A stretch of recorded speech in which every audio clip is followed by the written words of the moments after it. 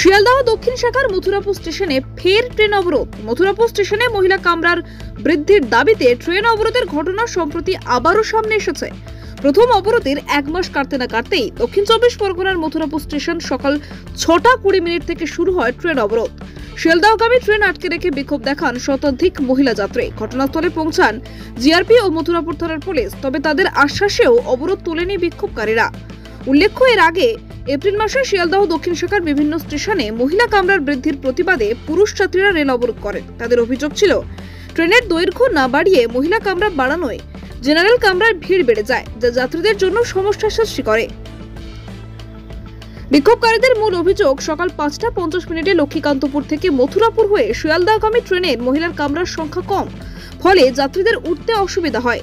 এই কারণে তারা ট্রেন আটকে বিক্ষোভ দেখাতে বাধ্য হন। অবরোধ প্রায় 1 ঘন্টা চলার পর সকাল 8:30টায় তা ওঠে। এই ঘটনার প্রেক্ষিতে পূর্ব রেলের সিদ্ধান্ত অনুযায়ী শিয়ালদহ দক্ষিণ শাখার লোকাল ট্রেনে মহিলা কামরা বৃদ্ধির সিদ্ধান্ত নেওয়া হয়েছে। তবে ট্রেনের দৈর্ঘ্য না বাড়িয়ে জেনারেল কামরাকে মহিলা কামরায় পরিণত করার ফলে পুরুষ যাত্রীদের মধ্যে অসন্তোষ দেখা দিয়েছে। তাদের অভিযোগ, জেনারেল কামরার সংখ্যা কমে যাওয়ায় ভিড় বেড়েছে এবং যাতায়াতের অসুবিধা হচ্ছে। এই পরিস্থিতিতে যাত্রীদের দাবি, ট্রেনের কামরার সংখ্যা বাড়িয়ে মহিলা কামরা বৃদ্ধি করা হোক, যাতে সকল যাত্রীর সুবিধা নিশ্চিত হয়। অন্যথায় এই ধরনের অবরোধ ও বিক্ষোভের ঘটনা পুনরায় ঘটতে পারে। আমার নাম সুতপা মণ্ডল। আমি রায়দিঘি থেকে আসি, রোজ যাতায়াত করি। সকাল 6টা থেকে এখানে ট্রেন অবরোধ হয়।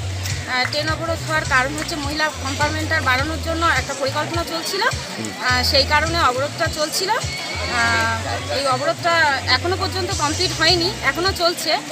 আর এই কারণে আমি বলতে চাই যে কম্পার্টমেন্টটা হলে ভালো হয়, বাড়ানো হলে, কারণ আমাদের সুরক্ষা হয় আর আমরা যেতে পারবো ভালোভাবে। এই কারণে অবরোধটা চলছিল। চলে সকাল 6টা থেকে এখনো 8:30 পর্যন্ত অবরোধ চলছে, এখনো কমপ্লিট হয়নি, ট্রেনও আসেনি, আমরা ওয়েট করে দাঁড়িয়ে রয়েছি। এখন আপনি কি চান? আমি চাই সুরক্ষা, মানে সব দিক থেকে একটা সুরক্ষা পাওয়া, যাতে করে সবাই সেই সুযোগটা পায়। মথুরাপুর থেকে তপন কুমার দাসের রিপোর্ট, ডিএন নিউজ বাংলা।